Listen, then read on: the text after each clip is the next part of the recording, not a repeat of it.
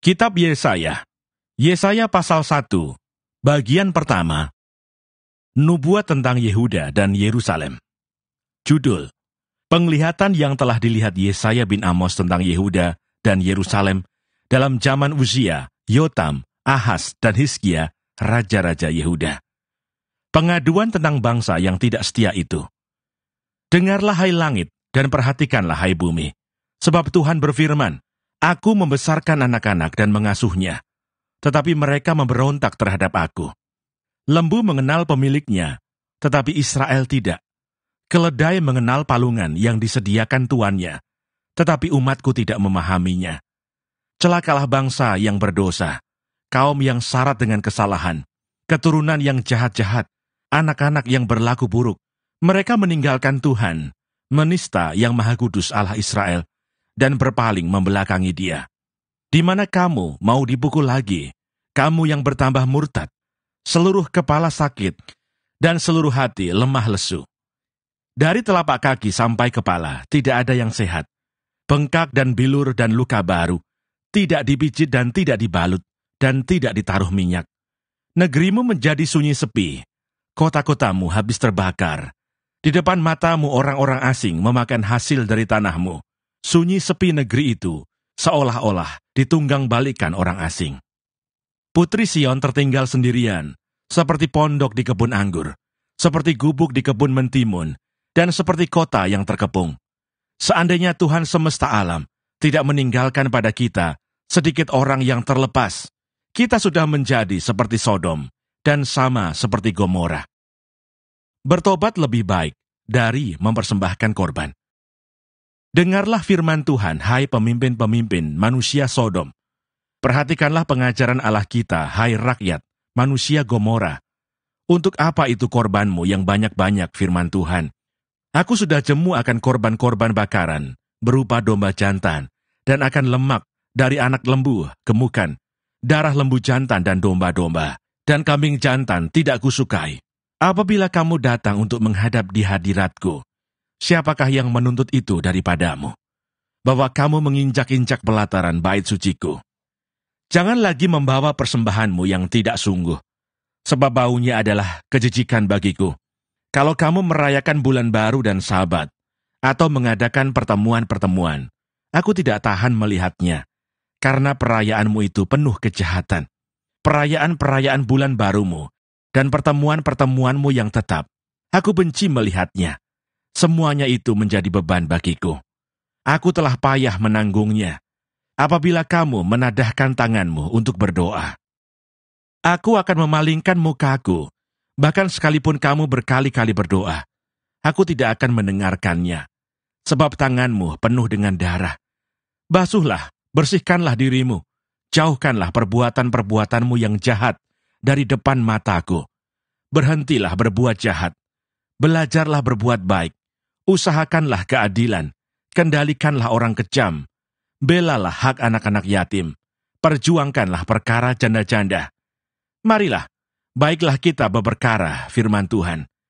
Sekalipun dosamu merah seperti kirmisi, akan menjadi putih seperti salju. Sekalipun berwarna merah seperti kain kesumba, akan menjadi putih seperti bulu domba. Jika kamu menurut dan mau mendengar, maka kamu akan memakan hasil baik dari negeri itu. Tetapi jika kamu melawan dan memberontak, maka kamu akan dimakan oleh pedang. Sungguh, Tuhan yang mengucapkannya. Hukuman atas Yerusalem. Bagaimana ini, kota yang dahulu setia, sekarang sudah menjadi sundal. Tadinya penuh keadilan, dan di situ selalu diam kebenaran, tetapi sekarang penuh pembunuh. Perakmu tidak murni lagi, dan arakmu bercampur air. Para pemimpinmu adalah pemberontak, dan bersekongkol dengan pencuri. Semuanya sudah menerima suap, dan mengejar sogok. Mereka tidak membela hak anak-anak yatim, dan perkara janda-janda tidak sampai kepada mereka. Sebab itu demikianlah firman Tuhan. Tuhan semesta alam, yang maha kuat pelindung Israel. Aku akan melampiaskan dendamku kepada para lawanku, dan melakukan pembalasan kepada para musuhku. Aku akan bertindak terhadap engkau. Aku akan memurnikan perakmu dengan garam soda, dan akan menyingkirkan segala timah daripadanya. Aku akan mengembalikan para hakimmu seperti dahulu, dan para penasihatmu seperti semula. Sesudah itu engkau akan disebutkan kota keadilan, kota yang setia. Sion akan kubebaskan dengan penghakiman yang adil, dan orang-orangnya yang bertobat akan kubebaskan dengan tindakan yang benar. Tetapi orang-orang yang memberontak dan orang-orang berdosa akan dihancurkan bersama, dan orang-orang yang meninggalkan Tuhan akan habis lenyap. Sungguh, kamu akan mendapat malu karena pohon-pohon keramat yang kamu inginkan, dan kamu akan tersipu-sipu karena taman-taman dewa yang kamu pilih. Sebab kamu akan seperti pohon keramat yang daunnya layu, dan seperti kebun yang kekurangan air, maka yang kuat menjadi seolah-olah kapas, dan pekerjaannya menjadi seolah-olah bunga api. Keduanya menimbulkan api, dan tidak ada yang dapat memadamkan. Yesaya pasal 2. Sion sebagai pusat kerajaan damai. Firman yang dinyatakan kepada Yesaya bin Amos tentang Yehuda dan Yerusalem akan terjadi pada hari-hari yang terakhir. Gunung tempat rumah Tuhan akan berdiri tegak di hulu gunung-gunung dan menjulang tinggi di atas bukit-bukit. Segala bangsa akan berduyun-duyun ke sana, dan banyak suku bangsa akan pergi serta berkata, "Mari kita naik ke gunung Tuhan, ke rumah Allah Yakub, supaya ia mengajar kita tentang jalan-jalannya, dan supaya kita berjalan menempuhnya. Sebab dari Sion akan keluar pengajaran, dan firman Tuhan dari Yerusalem.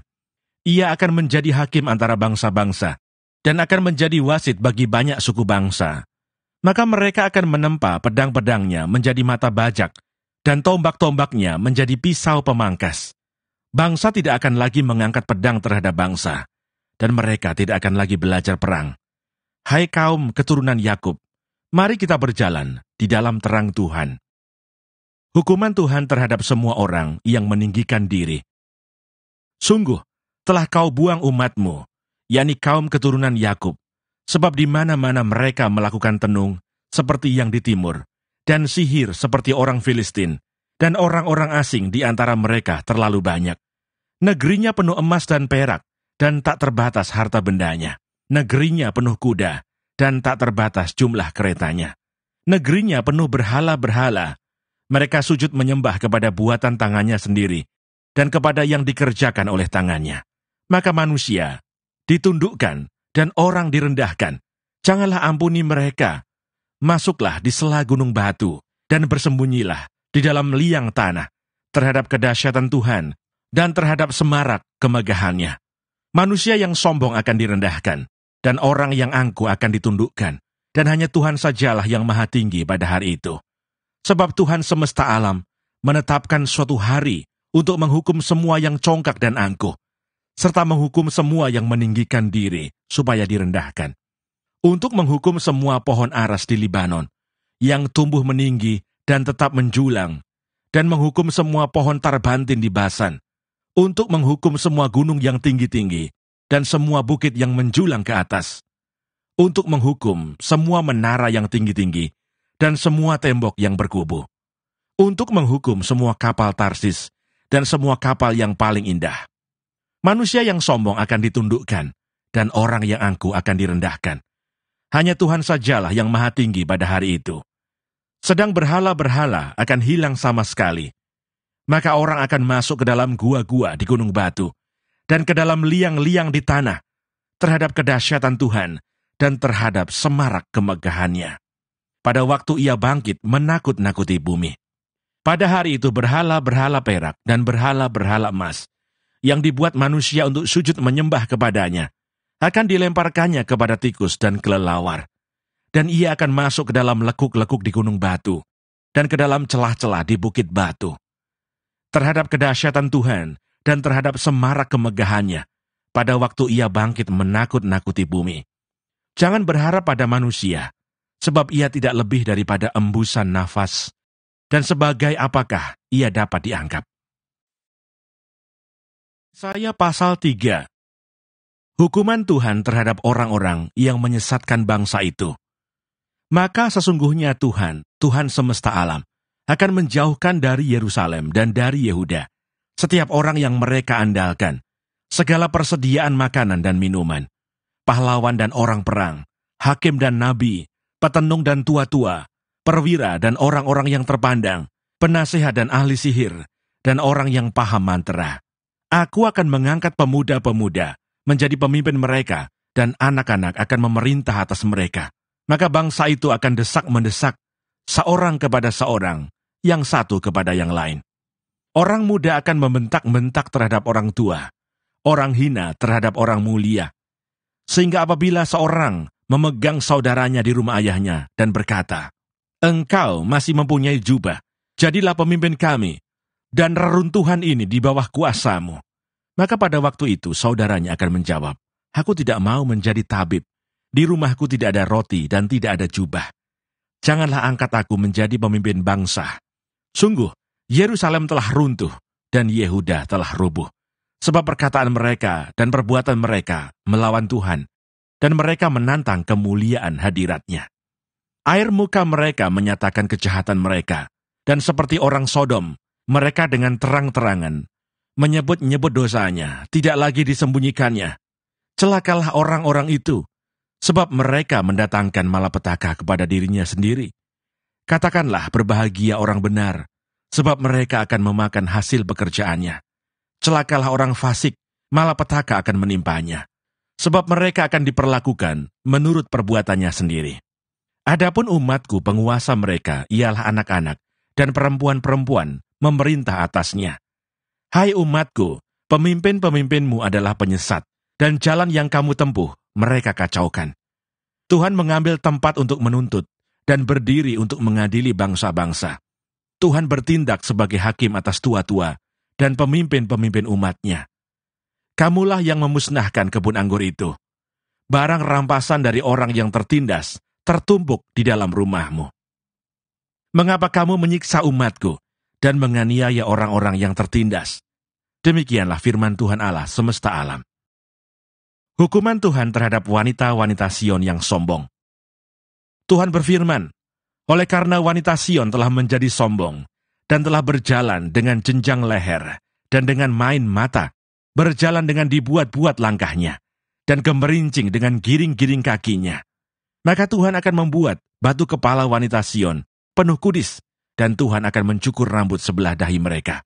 Pada waktu itu Tuhan akan menjauhkan segala perhiasan mereka, gelang-gelang kaki, jamang-jamang, dan bulan-bulanan, perhiasan-perhiasan telinga, pontoh-pontoh dan kerudung-kerudung, perhiasan-perhiasan kepala, gelang-gelang rantai kaki, tali-tali pinggang, tempat-tempat wewangian dan jimat-jimat, cincin meterai dan anting-anting hidung, pakaian-pakaian pesta, jubah-jubah, selendang-selendang dan pundi-pundi, cermin-cermin, baju-baju dalam diri kain lenan, ikat-ikat kepala dan baju-baju luar.